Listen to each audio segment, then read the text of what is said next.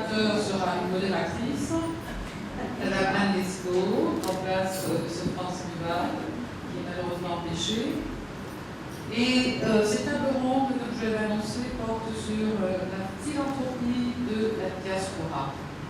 Il y aura deux intervenants, M. Gérald de Calix, certifié en sciences administratives et en gestion des entreprises, membre de l'Ordre des experts comptables au Canada. Il est entrepreneur et philanthrope. Nous aurons aussi M. Jacqueline Calixte. Ils ne sont pas frères, ils ne sont pas jumeaux, ils portent le même nom, qui est entrepreneur et réside en France. Il dirige la société Domicile Adoré, spécialisée dans l'offre de services. Depuis 2011, M. Jacqueline Calixte a créé l'entreprise Caléos, laquelle est une marque qui a obtenu le label bio et équitable. Je cède donc la parole à Anne Lescaut. Merci, Marielle. Alors, je suis contente, en fait, c'est inattendu de me retrouver finalement avec Gérald Calixte et Jacqueline Calixte. Mais déjà, en fait, on a pris contact il y a déjà quelques mois pour Gérald Calixte, et puis un peu plus longtemps encore avec Jacqueline. J'aimerais juste dire comment j'ai rencontré Jacqueline. C'était à Paris, il y avait un dîner de la diaspora, des entrepreneurs de la diaspora. Et au cours de ce dîner, chacun venait présenter ses objectifs de développement pour le pays, ou en tout cas plutôt de développement de business, d'affaires en Haïti. Et tous abordaient la chose de manière très linéaire, frontale. Il y a tout à faire en Haïti, c'est un pays qui a été détruit, c'est un pays qui a des difficultés. Donc voilà, c'est comme si on partait de zéro et il y a du business à faire. Et puis j'ai entendu Jacqueline, qui détonnait, puisque lui a abordé cette question du business d'une manière beaucoup plus sociale. Alors, je sais qu'on parle de philanthropie de la diaspora, mais vous allez voir qu'on va élargir quand même le terme de philanthropie, toucher à la RSE, responsabilité sociale des entreprises, qui sera aussi le thème d'une de nos tables rondes demain. Mais son approche était tout autre, puisqu'il s'agissait pour lui aussi donc de tenir compte de l'écosystème dans lequel il avait décidé d'implanter son entreprise. Et puis, M. Gérald Calixte, là ça a été, on s'est cherché pendant un petit moment par Internet, par des amis interposés, et je voulais vraiment que vous veniez en Haïti. Ça, j'ai insisté lourdement, parce que là aussi, vous avez un double engagement qui me paraît très intéressant, dont vous allez nous parler, d'abord auprès d'une structure haïtienne que vous aidez vraiment en tant que philanthrope, et puis vous avez un autre projet de développement pour aller plus loin, au-delà de la philanthropie. Donc, je vais commencer avec vous. Oui, Gérald. Comment... Voilà. Oui, d'accord. Et... Je peux vous poser une question. Actuellement, nous sommes les derniers. Nous sommes les derniers. Non, ça se passe. Nous sommes les derniers, donc il y a beaucoup de choses qui ont été dites déjà. Donc il va y avoir un petit doublement des choses. Et je vais juste les reprendre parce que c'est important de les garder dans le contexte précis. Donc vous allez entendre parler des mêmes choses un petit peu. Allez-y, madame. Non, je peux pas le choix. C'est D'abord, racontez-nous un peu votre histoire et votre rapport justement à Haïti, vous étant au Canada. Depuis combien de temps êtes-vous parti? Depuis combien de temps êtes-vous au Canada? Et qu'est-ce qui vous a ramené, vous poussé à vous engager en Haïti? D'accord. Ça fait 46 ans que j'ai quitté le pays. Donc, j'ai eu la chance de rencontrer 40 ans plus tard, parce que j'étais 46 ans, j'étais très jeune, donc j'ai vécu beaucoup comme Canadien, comme Québécois. J'étais devant les Québécois, donc j'étais hors circuit. j'ai rencontré un Moulin, oui, j'ai rencontré un Moulin qui s'appelle Samuel Pierre, qui a eu le bon sens de réunir les Haïtiens ensemble, ce qui était quelque chose qu'on n'avait jamais vu, parce qu'on est à Montréal, au Québec, il y a beaucoup d'Haïtiens qui étaient des professionnels, mais qui ont toujours œuvré séparément. Donc Samuel a commencé par faire un livre sur les Québécois venus d'ailleurs, où il rassemblait les succès d'une cinquantaine d'Haïtiens et leur rapport au pays, qui était un beau succès. Alors, je fais la parenthèse, j'exclus le fait que j'étais dans le livre. Donc, ceci dit. Et par la suite, il a décidé de continuer, surtout qu'est venu le séisme. Et avec le séisme, il a décidé de aider le pays à sa façon, aider Haïti. Donc, il a en dedans de 6 mois, il a fait avec tous ses membres, parce qu'il a ouvert une organisation qui s'appelle le GRAN, que certaines personnes connaissent. Le GRAN, qui est la réflexion sur la construction d'une nouvelle Haïti, d'une Haïti nouvelle. À l'intérieur de 6 mois, il a monté un bouquin de référence sur tous les aspects qui pourraient être la reconstruction du pays. La santé, l'éducation, le transport, quelque chose de fabuleux. Trop grand pour être vrai. En d'autres termes, c'est des choses que, jusqu'à présent, je me demande comment ça se fait que c'est pas dans tous les hôtels comme livre de chevet à ce point-là. Parce que c'est quelque chose qui reprenait le tout. Donc, ce fameux Samuel Pierre a continué ses œuvres depuis 5 ans à créer des opportunités, à monter un système qui est dirigé sur le pays.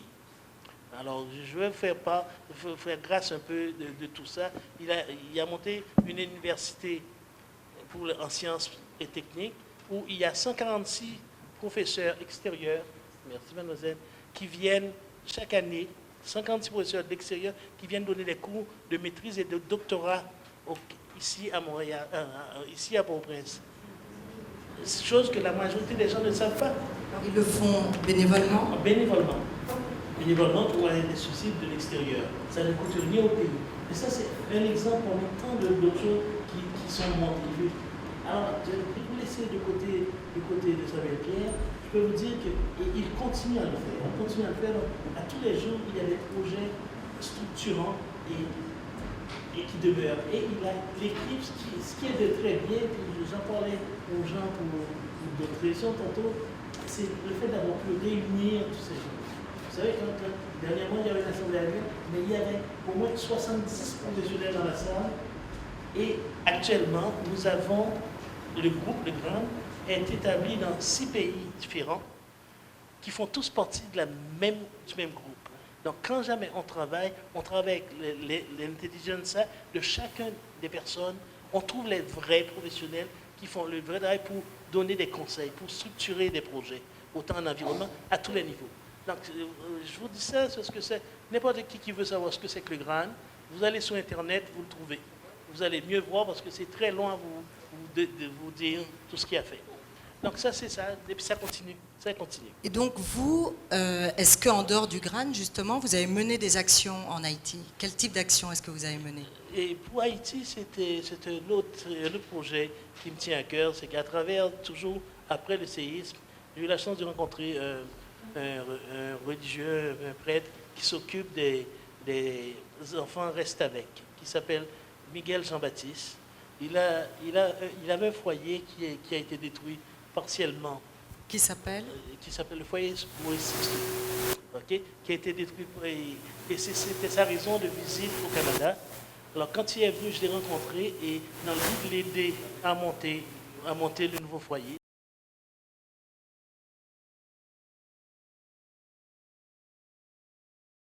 L'année dernière, il faisait l'ouverture de ce nouveau foyer qui accueille 350 enfants tous les jours, manger, nourriture, tout, pour la période. Mais n'oubliez pas que pour les avoir, il fallait qu'il aille discuter avec les employeurs, pas dire les maîtres des enfants-là, pour les laisser venir prendre 4 à 5 heures de formation. C'est un projet formidable et j'aurais bien aimé qu'ils soient là pour faire l'interréaction, parce que ce que je voulais montrer, c'était que même de l'extérieur, on peut apporter un apport qui est valable. Je voulais qu'ils voient, que vous entendiez comment de l'extérieur, les gens peuvent aider une association. Alors justement, comment est-ce que vous avez procédé pour soutenir ce lieu? Ben d'abord, financièrement, parce qu'effectivement, il y a certains déboursés qui sont importants à faire au niveau de ça. Nous avons fourni des livres à toute l'école, une année. À chaque année, il n'y a rien de précis. On l'accompagne. Alors, quand il y a un projet, on l'accompagne. Est-ce que ce sont des investissements? Alors, c'est de l'argent propre, c'est votre argent ou bien c'est vous de levez l'argent. des fonds Dans certains cas, dans beaucoup de cas, c'est mon argent. Dans d'autres cas, c'est une association. J'avais une maison d'édition ici qui leur a fourni les livres. Et dans d'autres cas, c'est ma présence au Canada quand il vient pour certaines démarches. En fait, c'est un processus d'accompagnement. Je suis pas le parrain. Je veux dire, j'accompagne une cause qui m'y était à cœur. Et on n'a pas de limite. En d'autres termes, je peux toucher à n'importe quoi parce que sa cause est tellement juste et belle, comme les vôtres d'ailleurs.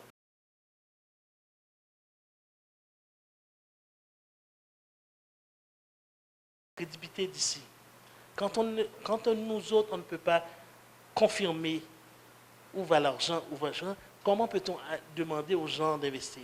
Et puis, je pense que j'ai un nouveau projet que je suis en train d'adopter avec certaines personnes dans la salle, qui est de regrouper sous un même titre, sous une même fondation, sans parler de fédération, une fondation qui pourrait se présenter dans ces grandes villes, là où il y a une agglomération haïtienne, pour dire, désormais, cette association-là, cette fondation-là va regrouper 8, 10, 12, si vous êtes 22 avec nous, et nous allons faire la collecte de fonds sur une association.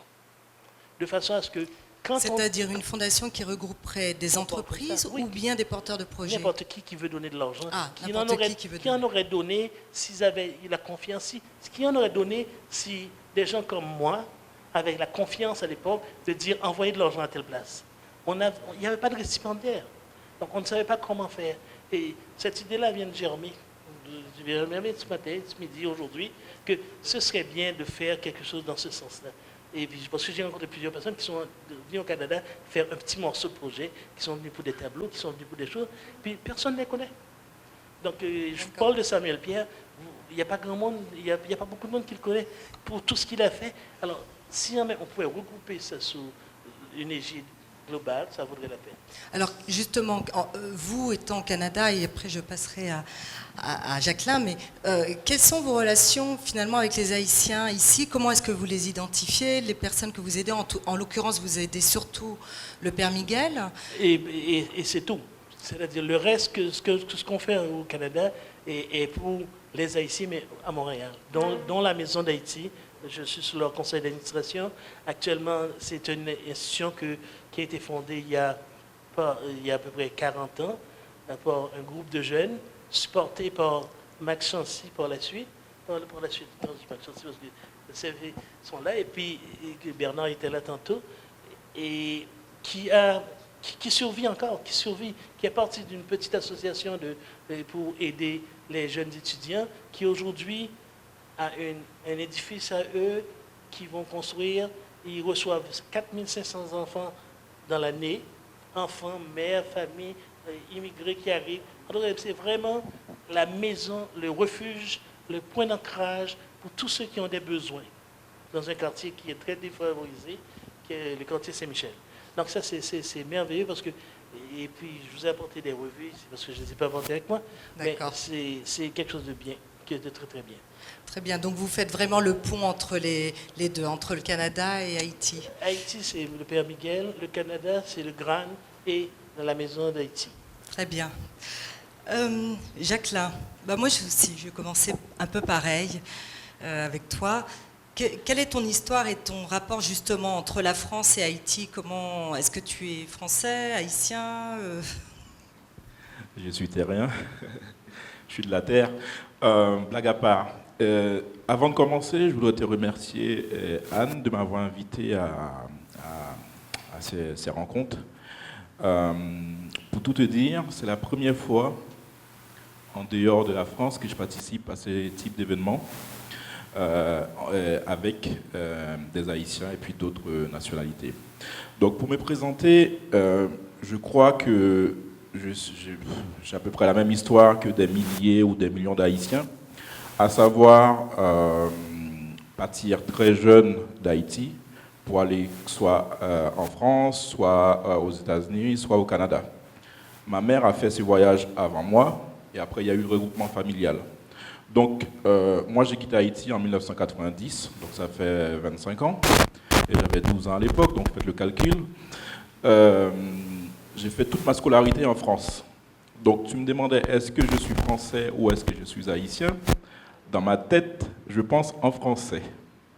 Donc j'ai cette double culture parce que j'ai quitté Haïti à 12 ans et j'ai mes racines ici en Haïti et je me sens haïtien. Je me sens haïtien et français. Donc j'ai fait mes études en France. À la fin de mes études, à la fin de mes études, j'ai créé une société de services à la personne qui maintenant compte une trentaine d'employés. Et à la suite de cela, j'ai mené aussi ma carrière de consultant parce que je suis aussi ingénieur en informatique. J'ai mené aussi ma carrière de consultant. Je ne dirais pas que je suis un bon vivant. Et ma relation avec Haïti et avec les Haïtiens, c'est quand je venais passer 15 jours en Haïti, j'en profitais, j'allais à la plage, je prenais du bon temps en Haïti. Et je n'avais jamais eu cette réflexion de faire du business avec Haïti. Le déclic, en fait, ça a été en 2010, avec le tremblement de terre de 2010. Je me dis, ça a été l'électrochoc au niveau de ma tête, de me dire, maintenant, il faut trouver quelque chose, il faut faire quelque chose pour aider modestement à la reconstruction du pays. Donc je me suis regroupé avec des amis qui sont devenus des associés. Au départ, on a eu l'idée d'une association, d'une ONG. Très vite, on a abandonné cette idée, parce que ce n'est pas du tout notre mentalité, parce que nous sommes tous des businessmen. On s'est dit, effectivement, le principe des ONG, c'est bien, mais c'est ponctuel. C'est-à-dire, il y a un problème, il y a une urgence, il faut intervenir tout de suite. Alors que moi, dans ma tête, j'avais plutôt envie d'une action à long terme, une action pérenne. Donc, je suis venu en Haïti quelques mois après le séisme. J'ai visité tout le sud, j'ai visité pas mal de groupements de paysans. Donc, et je suis rentré en France et j'ai créé la société Caléos.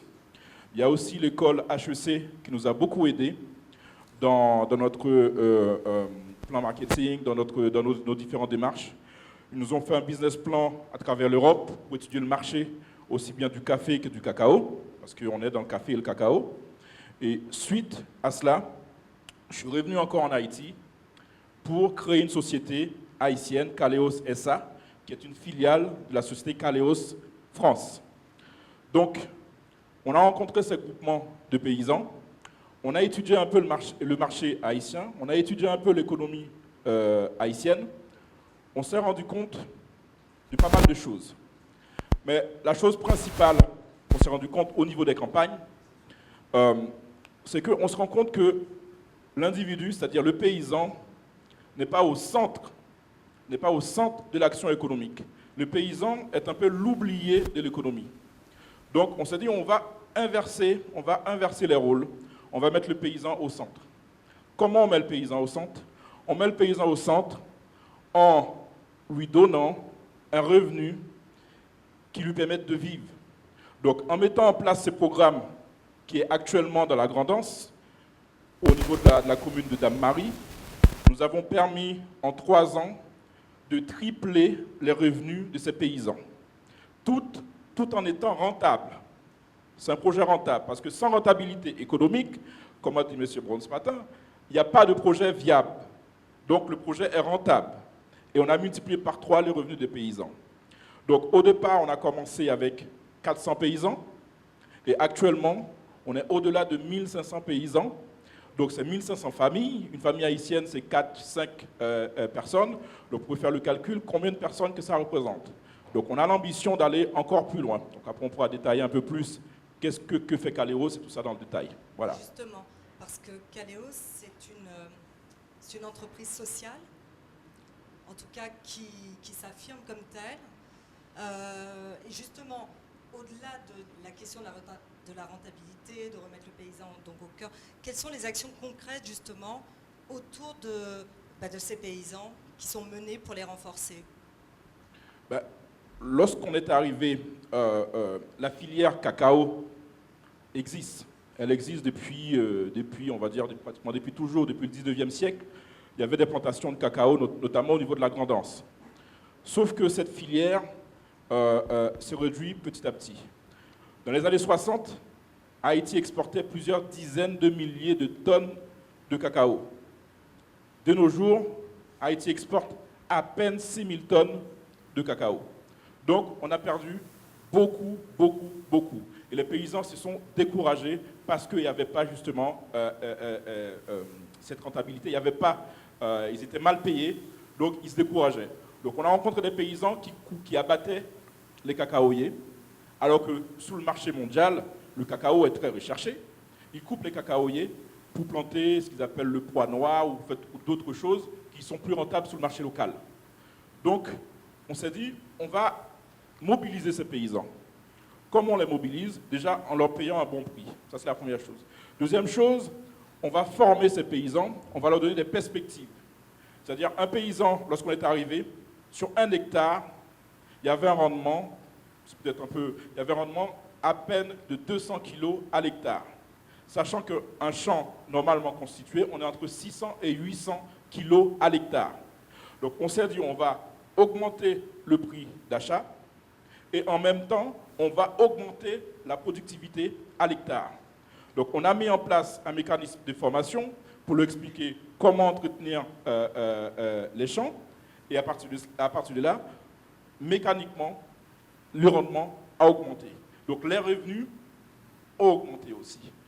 Donc on intervient dans ce sens-là, la formation, et aussi on a certifié biologique et équitable via l'organisme EcoCert et l'organisme FlowCert pour la partie équitable, toute la production au niveau de Dame-Marie, au niveau de Moron, au niveau de Chambellan, et prochainement, au niveau d'Anzeno, les Iwa. Donc une grande partie de la Grand'Anse de toute la péninsule du Grand Sud, on va être certifié biologique et équitable. C'est le deuxième groupement au niveau du pays à avoir eu cette distinction, ces certificats. Donc, à travers justement ce label, notamment équitable Flow, sur chaque kilo de cacao qui sera exporté, qui va partir d'Haïti, le groupement de paysans, en plus du prix qu'il a reçu au-dessus 3 fois le prix du marché, il va recevoir une prime d'équivalent à 20 centimes de dollars américains, donc c'est 200 dollars par tonne qu'il va recevoir, qui est mis sur un compte spécifique, et ce compte spécifique, c'est eux qui décident à quel type de projet ils vont appliquer cette prime. On parle de projet communautaire. Projet communautaire. C'est-à-dire, s'ils décident de mettre en place un dispensaire, ce fonds-là va permettre de mettre en place ce dispensaire. S'ils décident de rénover une école, ce fonds-là va permettre de rénover une école. S'ils décident de mettre en place des bourses d'études pour les enfants du village, ils vont pouvoir mettre des bourses d'études pour l'enfant. Donc, je ne sais pas si vous comprenez bien ce que je vous dis. Ça veut dire que c'est les paysans eux-mêmes qui sont en train de créer quelque part ce qu'ils attendaient avant des ONG. C'est-à-dire c'est la force de leur travail qui leur permet maintenant d'avoir un fonds pour justement s'occuper de prendre en main leur avenir. Donc, ils peuvent être fiers et regarder leurs enfants dans les yeux parce que ce fonds-là, c'est eux qui l'ont constitué. Ce n'est pas moi qui suis venu avec 500 000 $, 1 million de dollars et dit je distribue comme ça et ensuite je m'en vais et il n'y a plus de projet. Et ça, on l'a beaucoup constaté, notamment au niveau de la Grand'Anse. Il y a eu beaucoup de projets qui sont lancés, notamment de la part de l'Union européenne, même si moi-même je suis dans l'Union européenne et je contribue par mes impôts à agréger ce fonds-là de l'Union européenne. Il y a eu plus de 600 000 € investis dans un centre de fermentation, notamment à Anzeno. Pas 1 kilo de cacao a été fermenté dans ce centre de fermentation. Parce qu'ils sont venus, sans comprendre forcément le contexte local, ils ont construit, ils ont mis en place, ils sont barrés, ils sont partis. Sans former les gens, sans expliquer, sans partir de la base, c'est-à-dire des paysans, ils sont venus, ils ont mis en place, et ça n'a pas abouti. Donc nous, on a fait exactement l'inverse. On a été voir les paysans, les groupements de paysans, on les a formés, on a investi dans les moyens de production. D'ailleurs, on continue encore à investir, parce qu'au départ, on a exporté 20 tonnes la première année. Deuxième année, on est sous 40 tonnes. Troisième année, on est sous 60 tonnes. Et là, cette année, on vise 300 tonnes d'exportation. C'est super. Moi, j'ai envie de vous demander, vous à titre personnel, enfin toi à titre personnel, c'est quoi le volume d'engagement? Parce que j'ai l'impression que tu es assez souvent en Haïti, alors que tu as ta famille en France. J'imagine que ce n'est pas encore une entreprise non plus qu'on appelle rentable et que vous êtes en train de réinvestir aussi.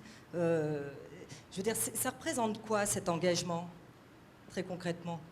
Comme je te disais, pour moi, l'électrochoc a eu lieu en 2010 avec le tremblement de terre. Donc j'ai pris conscience qu'il y a des choses à faire, notamment utiliser la force du pays, c'est-à-dire le travail. Les Haïtiens, nous les Haïtiens, on a cette force-là parce qu'il y a quelqu'un qui me demandait, il ne comprend pas trop Haïti. Moi je dis Haïti c'est un pays de la débrouille. Parce qu'ils arrivent, les Haïtiens, ils arrivent à faire beaucoup avec peu. Donc on s'est dit, il faut que cette force de travail soit récompensée. Donc, effectivement, mon cas personnel, je prends sur mes congés, je prends sur ma famille, pour venir régulièrement. Pratiquement tous les 3 mois, je suis en Haïti. Même des fois, il y a 12 jours, j'étais en Haïti, et là, je suis revenu. Bon, ça, c'est... passons. Donc, j'ai confiance en ce projet, et mes associés, je ne suis pas tout seul, mes associés aussi ont confiance dans ce projet. Pour tout te dire, tout ce qu'on a investi au niveau de ce programme, on l'a investi de nos deniers personnels. Il n'y a pas $1, il n'y a pas €, il n'y a pas une gourde qui vient de personne d'autre. Ce sont les 5 associés, nous avons tout mis de nos poches. Tout mis de nos poches. Donc, quelque part, c'est un risque personnel qu'on a pris. Donc, on est impliqué, on est également impliqué. On a voulu faire cela parce qu'on veut s'impliquer et réellement et dans la durée pour que ce projet soit une réalité. Elle est déjà une réalité, pour qu'on puisse encore dupliquer ce projet sur d'autres communes et pourquoi pas commencer à exporter aussi d'autres produits d'Haïti. Donc là, cette année, comme je t'ai dit, on vise 300 tonnes, mais en même temps, en Europe, on développe toute la démarche commerciale. Nous avons des clients qui peuvent prendre juste 12 tonnes, comme d'autres qui prennent plusieurs dizaines de milliers de tonnes à l'année. Donc, ils sont même en capacité de prendre toute la production haïtienne si on pouvait leur donner toute la production haïtienne. Donc, on n'a pas de problème pour écouler la production. On a juste un problème de moyenne de production actuellement en Haïti. Donc, tu disais par rapport à la rentabilité, tout ce qu'on gagne depuis 4 ans est réinvesti dans l'appareil productif pour arriver justement à produire un maximum de cacao. Merci. Gérald, ça vous parle quand Jacqueline... C'est impressionnant, félicitations. Parce que vous êtes, il faut quand même le dire, entrepreneur. Oui. Dites-nous un peu quel type d'entreprise vous avez eu ou vous avez encore. Oui, mais disons que personnellement, je faisais comme travail des redressements d'entreprise et en passant, il y a 25 ans, j'ai redressé une entreprise pour la banque et je l'ai achetée. Donc j'ai passé 25 ans dans l'acier et puis, comme je vous dis si bien, je n'étais pas dans un milieu haïtien du tout. J'avais une centaine d'employés, mais dans l'acier, à l'extérieur de Montréal. Ce n'est que par la suite que je me suis rapproché de ce qu'on peut appeler le mécénat et la philanthropie. Et vous savez, je n'ai pas la prétention d'être un mécène. Je n'ai pas la prétention d'être... Je commence, ça fait juste 5 ans qu'on essaie de développer des choses. Et qu'est-ce qui vous motive? Qu'est-ce qui me motive? Mais disons que j'ai beaucoup reçu. Et c'est le temps d'en donner. C'est très simple. Et le modèle que Jacqueline préconise, si jamais lui ne le dupliquait pas, je vais le dupliquer ailleurs, dans le même pays, avec d'autres gens. Parce qu'en réalité, une fois qu'on comprend que l'haïtien, il a toujours travaillé dur, et puis le peuple haïtien, il est dans les mondes, ils sont des paysans. Okay? Une fois qu'on a compris ça, il faut juste s'en servir à bon escient. Okay? Ouais, j'ai suivi la réunion toute la journée. C'est sûr qu'on a des faiblesses, on a de ceci. On attend après un développement qui en réalité doit commencer par nous autres. Okay? C'est sûr qu'on doit les accompagner, on doit les amener à ça. Et on ne peut pas tout faire en même temps, on ne peut pas faire ça. Mais lui, ça lui a pris 3 ans, ça m'impressionne. Je vous dis, puis j'en ai fait des affaires, j'en ai parti des usines au Canada, la mienne, ceux des autres, c'était mon métier. Mais en si peu de temps, dans un pays qui est supposé être si difficile, je suis impressionné. Et comment vous l'expliqueriez? Est-ce que c'est justement, Non. on sent qu'il y a un engagement aussi? Il a un engagement certain, et n'oubliez pas, ce que Jacques Ney fait, c'est comme des quinzaines de projets que j'ai fait à Montréal, avec la différence qu'il le fait ici. Parce qu'avant tout, c'est un projet économiquement rentable. C'est d'abord ça, et puis il n'y a pas de projet que vous pouvez faire qui serait mieux que des projets rentables. Quel que soit ce que vous devez mettre en place, je ne parle pas de mécénat pour former les gens, mais d'ailleurs, un gros morceau qui existe dans tout ce qu'on a discuté, c'est la formation. La formation des gens pour aller à l'école, la formation des gens pour aller se présenter, la formation c'est toujours une question de formation si on veut sauver le pays. Okay? Comment vous voyez le potentiel justement d'engagement de la diaspora haïtienne au Canada? Ça me plaît beaucoup comme question parce que ça vient me chercher dans ce que j'ai découvert ici. Celui de fédérer, je ne veux pas dire fédérer, c'est de regrouper pour qu'on puisse avoir confiance en nous. Les gens là-bas n'ont pas confiance en vous. Les Haïtiens là-bas n'ont pas confiance en vous. Alors, mais je ne fais pas une généralité là, mais je veux dire, c'est que aller chercher de l'argent d'un tel pour envoyer à un tel sans savoir ce qu'un tel va faire avec. Vous savez, c'est l'enfer. C'est tellement mauvais. Ça changerait tellement les donnes si jamais on savait qu'il y a une organisation qui reçoit ça, puis qui fait ça, puis que c'est clair que ce ne sera pas à peu près. Parce qu'il y a beaucoup de faux bons, il y a beaucoup de mauvaise presse. Donc, je vais m'attabler à ça. Je vais m'attabler à ça parce que je pense que j'ai les gens autour de moi pour m'aider à monter quelque chose comme ça. Et puis, ça devrait pas faire de tort. Okay? Si jamais les 10 ou les 15 ou les 20 petites et grosses associations qui y a à Montréal pouvaient se dire désormais, on répond à une association en Haïti, et puis qu'on arrive à faire ça à New York, qu'on arrive à faire ça à Miami, même si on ne les regroupe pas tous, ce serait valable pour lorsqu'on fait une demande de fonds à large. L'argent rentrerait beaucoup plus. Là, on parle strictement de donation en espace, dans l'espèce ou en n'importe quoi. Et Jacques, là, ta perception de la diaspora haïtienne en France, est-ce qu'elle aussi, elle serait, tu penses, dans ce même état d'esprit, disposée?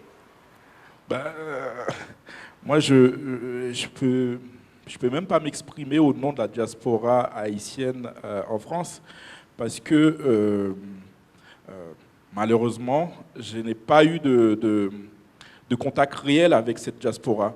C'est suite justement à la création de Caléos.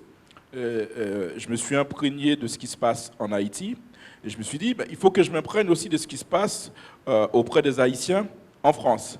Et c'est à partir de ce moment-là que j'ai commencé à aller dans les associations haïtiennes. On m'a invité à des dîners caritatifs. Donc ça m'a permis justement de prendre un peu le pouls sur la diaspora, on va dire, la diaspora haïtienne en France. Donc cette diaspora est constituée essentiellement d'associations. En fait, les actions menées en Haïti, c'est essentiellement à travers des associations, c'est ce que j'ai compris, et notamment des associations pour construire des écoles, des dispensaires, des choses comme ça, dont l'un des chevals de figure à Paris, c'est M. Valdemar, qui a construit quelques écoles, notamment à Fond-des-Nègres et à Gressier. Donc, il y a une prise de conscience. Il y a une prise de conscience. Mais ce que je voudrais, c'est que cette prise de conscience soit au-delà de l'aspect, on va dire, juste caritatif, aller un peu vers le business, les pousser à aller vers le business, pas forcément le business, on va dire, égoïste quelque part. C'est-à-dire, je viens, je me remplis un conteneur, j'arrive ici, je le vends et je prends l'argent, je m'en vais avec, puis je fais le kéké. Non, mais une vision pour pouvoir créer des emplois en Haïti. Parce que ce que je n'ai pas expliqué, c'est qu'avec l'organisation à laquelle on travaille, notamment à Dame-Marie, l'organisation a créé 16 emplois à temps plein. Et nous avons créé 6 emplois en Haïti. Et l'objectif, l'ambition, c'est d'aller au-delà. Donc, moi, je pense qu'il faut que cette diaspora pense d'abord, il ne faut pas le nier, les choses sont difficiles. Les choses sont difficiles. Le cadre légal, c'est compliqué. Il y a beaucoup de choses de compliquées. Donc, mais il ne faut pas s'arrêter là-dessus. Il faut foncer, il faut y aller. Donc, comme vous avez dit, Gérald, en 3 ans, comme on a pu faire ça, ben, on y est allé, on a retroussé les manches. Des fois, on a foncé tête baissée. Pour tout vous dire, le premier conteneur biologique qu'on a fait quitter, qui est parti d'Haïti, il est resté bloqué au port parce qu'il y avait quelqu'un de l'administration, notamment de la quarantaine, qui voulait pas que le conteneur quitte le pays sans être fumigé. La fumigation, c'est un produit toxique qu'ils mettent dans le conteneur pour tuer tous les insectes. Alors qu'un produit biologique ne doit pas avoir de contact avec des produits chimiques. Donc, il a fallu monter très haut. Ça aussi, ça aide d'avoir quelques petits contacts, de monter très haut pour que ça redescende aux responsables de la douane et ça redescende aux responsables de la quarantaine. Et là, ils se sont rendus compte effectivement qu'il y avait des carences au niveau des formations. Une formation a été demandée à EcoCert, l'organisme certificateur, pour former justement ces fonctionnaires à comprendre ce que c'est qu'un produit biologique.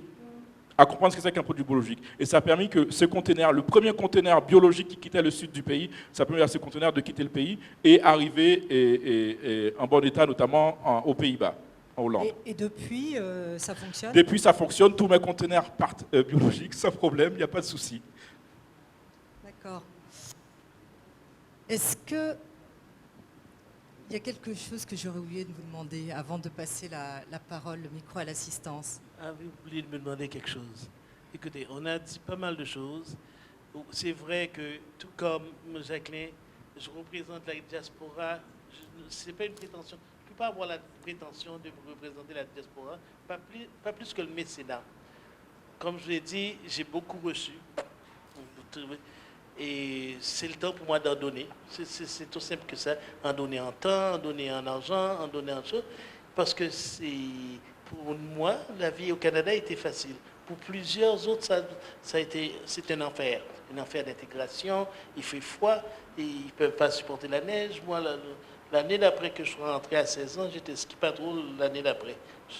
Ça veut dire, si vous savez. Oui, d'accord. Alors, l'année d'après. Donc, si vous dites qu'il y a une question d'adaptation qui est difficile pour les gens, donc ils ont besoin d'aide. Puis cette aide-là, c'est facile pour nous de leur apporter. Ce n'est pas juste en argent, mais c'est surtout en temps.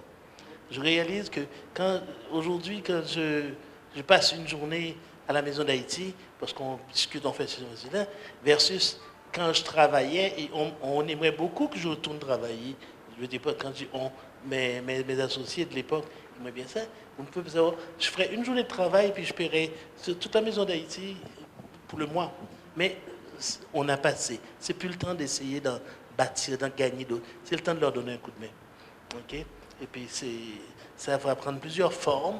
C'est juste de trouver les bons canaux pour cet investissement-là. C'est ça. Il y a sans doute, alors on va appeler soit la nouvelle philanthropie, les nouveaux entrepreneurs responsables. En tout cas, il y a quelque chose de nouveau. Il y a des modèles à inventer et des relations aussi à réinventer, sans doute, entre les diasporas. Alors, oui, il faut aller les chercher. Entre les Haïtiens de là-bas et d'ici. Ils vont aller les chercher parce qu'ils aiment tous leur pays. En d'autres termes, on parle de diaspora, pas de diaspora. Il n'y a pas un Haïtien que j'ai rencontré qui n'a pas le goût de sa plage, de sa mer, de mango, vous savez, de quelque chose. Ils aiment tous leur pays. Maintenant, comment ils peuvent aider? On n'aura jamais donné le cadre. Non, je ne suis pas vrai.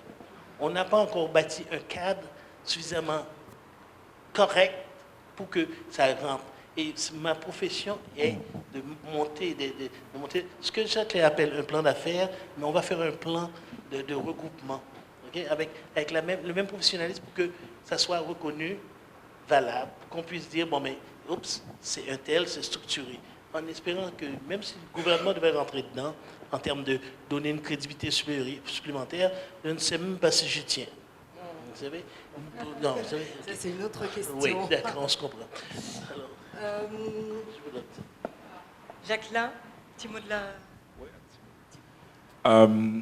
Il y a une chose encore que j'ai oublié de préciser, même s'il y en aura beaucoup d'autres, c'est que ce produit, ce cacao qu'on exporte de la Grand'Anse, c'est un cacao de qualité. Parce que sans qualité, on ne peut pas exister sur le marché international. On va exister une fois, et la deuxième fois, on ne va pas vous accorder le contrat. Un contrat, par exemple un contrat de $100 000, se fait, on décide le prix, on serre la main, et c'est une page. Dans la page, il va juste avoir la date de livraison et la qualité attendue. Il n'y a pas 10 000 pages non, c'est une page. En revanche, si cette qualité arrivée en Europe n'est pas au rendez-vous, toute la filière tombe. Parce qu'ils se connaissent tous, ils se transmettent l'info. Donc, pour faire la parenthèse, donc, je vous ai amené un tout petit peu de ce chocolat à base de cacao de la Grand'Anse. Donc, donc c'est du chocolat noir. Donc avec la chaleur, ça a pris un petit coup de chaleur. Donc j'espère que, normalement, la qualité ne sera pas dégradée. J'espère que vous allez aimer. Eh ben, c'est bien, consommons local. Voilà.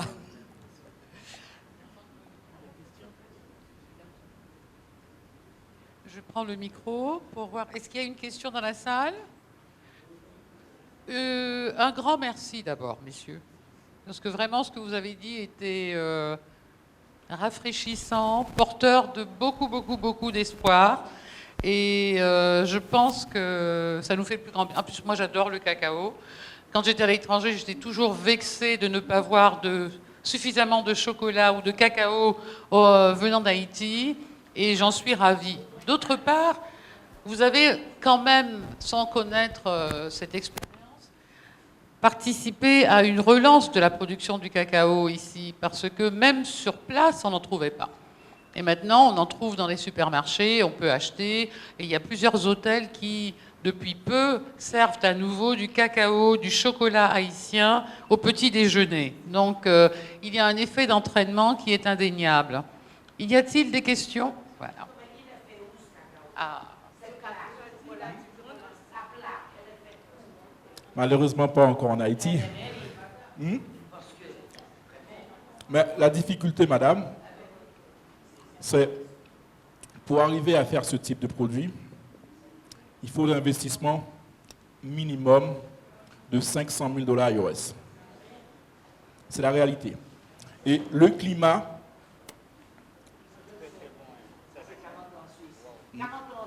Voilà.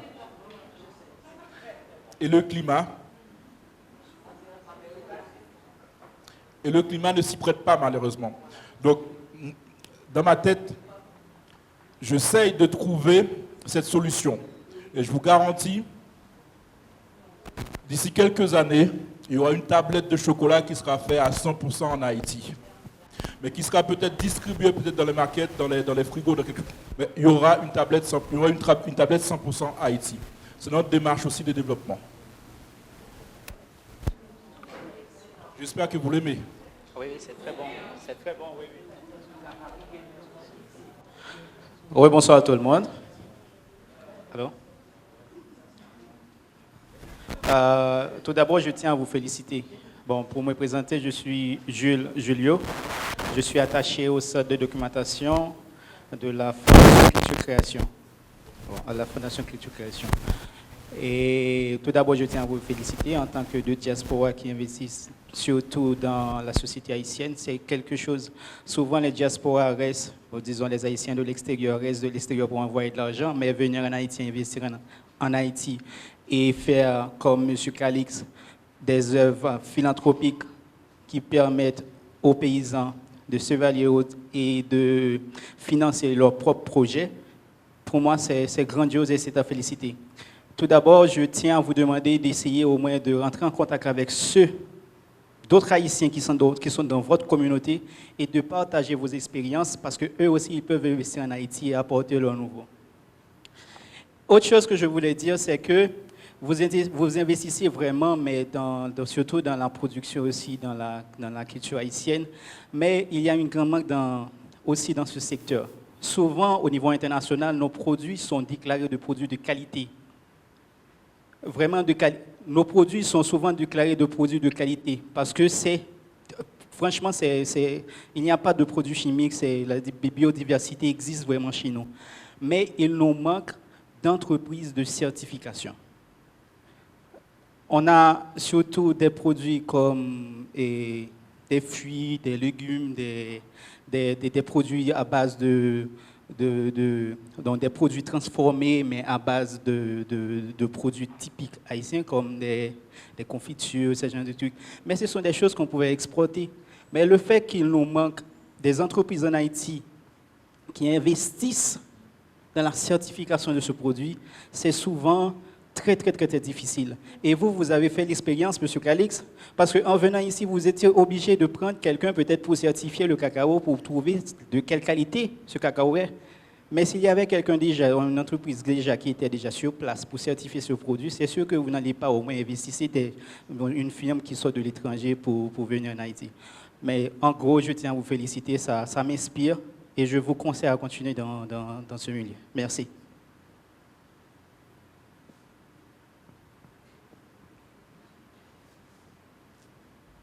Je pense qu'il y a quelque chose de très important que vous avez réalisé, c'est de trouver le marché. Parce que souvent, ces projets, ils montrent quelque chose et puis il n'y a pas le marché. Donc là, vous êtes vraiment génial d'avoir pu trouver ce marché. Et pour la Grand'Anse, je ne sais pas si vous avez encore visité Corail, mais je sais qu'il y a une production de cacao à Corail également. Donc il faudra peut-être y aller. Maintenant, pour le café, parce que vous avez évoqué le café, et je connais une expérience, c'est une université américaine qui s'investit dans le café avec des étudiants qui viennent travailler avec les paysans. Et il y a un café dans le nord-ouest qui n'a jamais été croisé avec d'autres cafés. C'est le même café depuis l'époque coloniale et qui a une saveur très particulière. Alors, ils encadrent ces paysans et ce café est exporté aussi en Europe. Donc, c'est l'Église catholique qui a ce contact avec St. Thomas University de Miami. Donc, si jamais ça vous intéresse, vous pourrez faire le suivi. Mais je signale que les Anneaux de la mémoire de Nantes voudraient, et si on trouve d'autres projets, réinstaurer la culture du café dans la zone de Dion, où il y a encore les ruines coloniales avec des cases d'esclaves. Et ce serait un projet qui marcherait avec les hôtels de la Côte des Arcadins et où tout ça serait reconstitué. Donc il y a peut-être un créneau là de lier tout ça même avec le tourisme pour cette zone. Je voudrais effectivement apporter deux points de précision. Sur le premier point que vous avez abordé par rapport à la certification, il y a des certificateurs en Haïti. Moi, les deux auditeurs que j'ai eus, que ce soit pour la partie biologique ou la partie équitable, EcoCert et FlowCert, ce sont une Haïtienne et un Haïtien. Les organismes existent en Haïti. Hier, j'ai passé la journée de 10h jusqu'à 17h30 au restaurant pour faire mon audit équitable. C'est un audit documentaire. Donc j'avais tous mes documents, des factures, les preuves d'achat, les preuves de virement, tout ce qu'il faut pour qu'ils puissent contrôler notre comptabilité, contrôler la véracité de ce qu'on dit. Donc il est haïtien, il est jeune comme vous, exactement pareil, sauf qu'il fait son rapport à l'organisme extérieur parce que pour vendre sur le marché international, il faut un organisme reconnu par le marché international. Donc ces auditeurs existent en Haïti. Et puis, madame, pour revenir notamment sur le café, c'est pour ça, moi je dis qu'Aléos, on est dans le café et dans le cacao. On a commencé d'abord par le café. Nous sommes allés à Tchot, nous sommes allés à Beaumont, à Pestel, Baradère, Fondenec. Nous avons fait toute cette zone, effectivement, où il y a du café. Là, on est en 2011. On a pris des échantillons dans chacune de ces zones. Je suis reparti avec. Je suis allé en Suisse, on avait déjà un client même avant d'avoir le produit. On lui a donné ces échantillons, il les a analysés. Excellent. Ils étaient enchantés. Tout de suite, on a passé commande. J'annonce la bonne nouvelle aux coopératives, je vous passe commande. J'envoie l'argent même avant je envoie l'argent, plusieurs dizaines de milliers de dollars. Et je reviens 2 mois après pour constater la production. L'échantillon qu'on avait envoyé ne correspondait pas du tout avec la production qu'on me préparait pour exporter. On s'est retrouvé avec plusieurs dizaines de tonnes de cacao sous les bras, de café sous les bras, avec impossibilité de l'exporter, parce que les clients attendaient une certaine qualité, et cette qualité n'était pas au rendez-vous. Je raconte l'histoire comme ça, je souris. Mais quand je suis venu avec mon associé français, on était prêts, tout contents, voir la production et machin, on ouvre les sacs, et là je regarde sa tête, je vois tout le projet en train de s'écrouler. Comme si la terre se dérobait sous mes pieds. La coopérative nous a annoncé le monde de merveille, mais ils n'avaient pas les structures pour cette quantité-là et conserver cette qualité-là. Donc, effectivement, il y a du bon café en Haïti, mais il manque de structures pour justement garantir cette qualité, parce qu'il faut de la quantité pour arriver à faire un projet viable et toucher le maximum de paysans. Et cette quantité, il faut conserver cette qualité aussi. Donc il a fallu revendre ce café sur le marché local, donc brader un peu, quelques pertes, et c'est par la suite de cela qu'on a modifié notre modèle par rapport au cacao. Donc on a intégré la coopérative, on est parti de zéro. On a construit les centres de fermentation, on a formé, on a tout fait. On est parti de zéro dans tout le processus de production, ce qui nous a permis d'avoir un produit de qualité.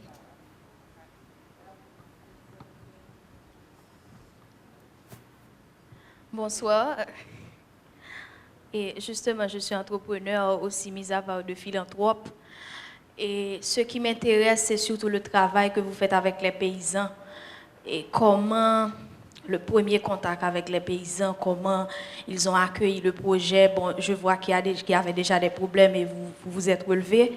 Maintenant, le premier contact avec les paysans, comment vous avez vendu le projet aux paysans. Et ensuite, vous avez parlé aussi des affaires de douane, d'exportation, tout ça, mais comment a été l'expérience les premières fois avec les exportations? Parce que je sais en Haïti jusqu'à la France, c'est un peu long. Maintenant, le processus, tout ça, comment ça a été les expériences? Déjà, pour commencer avec le groupement de paysans au niveau du cacao, je suis venu les voir fin 2011. En fait, c'est pas. J'ai une équipe en Haïti qui circule un peu partout, qui connaît les groupements de paysans. C'est pas moi qui les connais, les groupements de paysans au départ. Donc, ils nous ont dit, il y a un groupement à Dame-Marie qui s'appelle CODE, Coopérative Agricole Union Développement, qui sont sérieux, qui existent depuis 1984. Tant bien que mal, ils arrivent à tenir. Ils sont 400, donc on peut commencer à fonctionner avec eux. Donc j'ai fait ce voyage.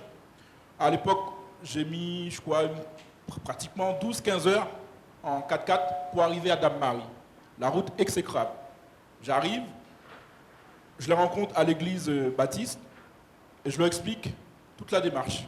Et je leur explique ce que j'ai vécu, ce qu'on avait vécu avant au niveau du café.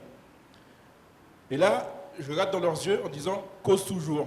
Dans le sens, je ne sais pas comment je peux dire ça en français, en créole, c'est « bye belle parole »,« bye belle parole ». Voilà. Donc, je leur ai dit, moi je ne suis pas venu pour vous donner juste des belles paroles. On va revenir et on va construire les centres et on va former les gens, on va commencer à travailler ensemble. Faites-moi confiance. Et nous sommes revenus et nous avons mis en place. Et à partir de là, la confiance mutuelle s'est installée. Et nous avons progressé ensemble. Donc on a commencé avec la Côte, à Dame-Marie. Et par la suite, nous avons intégré d'autres groupements de paysans, à Moron, à Chambellan. Et là, à la fin de la semaine, je vais repartir dans la Grand'Anse. Donc on a déjà des pré-contrats avec Anse Deno, avec les Irois, pour justement intégrer ce projet. Donc l'idée, c'est de créer une confédération, une fédération plutôt de coopératives au niveau de cette zone, pour que tous les paysans de cette zone puissent avoir les mêmes revenus, pour qu'il n'y ait pas de discrimination d'une zone à l'autre. Donc voilà l'idée. Pour les exportations, c'était un peu rock'n'roll. À savoir, moi je connaissais rien dans le transport maritime. Je ne connaissais rien dans le cacao. Mais en même temps, avec justement, on a un peu ce kilo, parce que sur 5 associés, nous sommes 4 ingénieurs. Donc ingénieur, ça veut dire que on prend un process, on le maîtrise, on l'apprend, on maîtrise le process de A à Z. Et on sait le faire appliquer le process. On est parti de ce principe-là. L'exportation, c'est pareil. On ne connaissait rien. On a pris le code en Haïti. On a été voir la compagnie maritime, la CMA-CGM, qui transporte les produits vers l'Europe. On a commencé. Et, comme je disais aussi, on a quelques contacts auprès du gouvernement. On a rencontré du président jusqu'au ministre du Commerce pour leur présenter le projet. Ça a facilité des fois les choses. Donc, on va dire que c'est un projet, je ne dirais pas d'utilité publique, mais qui apporte une valeur ajoutée au pays. Donc ça nous a permis d'ouvrir quelques portes au niveau de la douane, au niveau de l'exportation. Donc mis à part ce petit problème qu'on a eu au niveau du conteneur biologique, les conteneurs en général, en 5 jours, quittent le pays.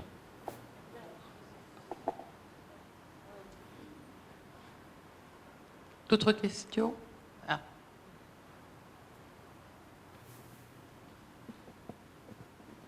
Vous aviez parlé tantôt de vos attentes par rapport aux receveurs de fonds en Haïti. Est-ce que vous pourriez détailler en tant que personne de la diaspora ce que vous recherchez? Si par exemple j'ai une association, une fondation et je souhaite recevoir des fonds de vous, de votre réseau, quelles sont vos attentes concrètement? Comme je vous disais tantôt, je ne me prétends pas être le spécialiste là-dedans. Mais le Canada, Haïti a eu une mauvaise presse à cause de X, Y raisons, et puis qui était fondée d'ailleurs dans certains cas. L'haïtien, l'haïtien diaspora, on va appeler ça comme ça, a lui-même la difficulté à dire à son cercle de envoyer de l'argent à telle place ou envoyer de l'argent à telle place. Je ne peux pas leur demander de me faire un chèque à moi, parce que moi-même, je n'aurais pas su à l'époque où l'envoyer. Donc, ce que j'essaie simplement dire, c'est qu'il y a une crédibilité à bâtir, et peut-être la façon de la bâtir, c'est peut-être de faire un rassemblement, et puis je vais travailler là-dessus, là, c'est pas encore fait, mais faire un rassemblement pour qu'on puisse dire oui, il y a une organisation à qui, comme je prenais l'exemple, en faisant semblant, on appellerait ça la Croix-Rouge ou la Croix-Bleue. Ça existe déjà là, mais je vous dis qu'il y aura une association où on peut dire, c'est vrai, elle s'occupe de X nombre de petites associations, l'argent, on va leur envoyer. Et malheureusement, aujourd'hui, bon, maintenant que je suis ici, puis que j'ai fait la connaissance de certaines personnes, oui, on pourrait dire, bon, Gérald, tu es capable de recommander telle ou telle association, parce que je les ai vues. Okay? Mais comme à l'époque, il y avait Focal. Focal que plusieurs personnes connaissent, mais c'était une association, c'était un groupe où on pouvait dire, bon, on l'envoie là, elle va s'en occuper, c'est sérieux. Mais il y a d'autres gens qui sont sérieux, il y a plein de gens qui sont sérieux, mais on ne les connaît pas et Haïti avait mauvaise presse. Donc c'est juste essayer de rétablir ce facteur-là et puis je vais m'y mettre, je vais essayer de le faire. On devrait être capable d'y arriver à quelque chose. Je crois que c'était le mot de la fin.